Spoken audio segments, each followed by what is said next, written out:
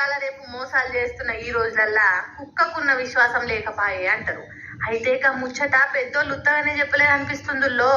ఇగో ఈడ స్వాములతో నడుస్తున్న ఈ కుక్కను చూస్తే, ఎందుకంటే కొండగట్టు అంజన్న స్వామి కాడికి పోతున్న స్వాములతోని ఏం తక్కువ 130 కిలోమీటర్లు నడిచిందటుల్లో ఈ శునకము. ఆదిలాబాద్ జిల్లా గుడి హత్నూర్లుండే స్వాముల హనుమాన్ దీక్ష అయిపోవడంతోని దేవుని తానికి మొక్కులు తీర్చుకోనికి బయలుదేరేదట. అయితే దారిలోకి కుక్క ఆకలితోని కానొచ్చేటాలకు ఒక 5 రూపాయలు పెట్టి బిస్కెట్ ప్యాకెట్ కొని బిస్కెట్లు వేసిరట దానికి. ఇక తిని దారి ఎంబడి అది పోతుంది కావచ్చు అనుకున్నారు స్వాములు.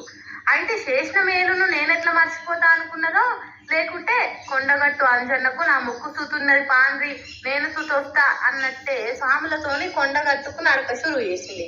100 కిలోమీటర్ల కంటే ఎక్కువనే నడిచేటాలకు కాళ్ళు వాసి నడవరాకుండా అయిందట పాపం.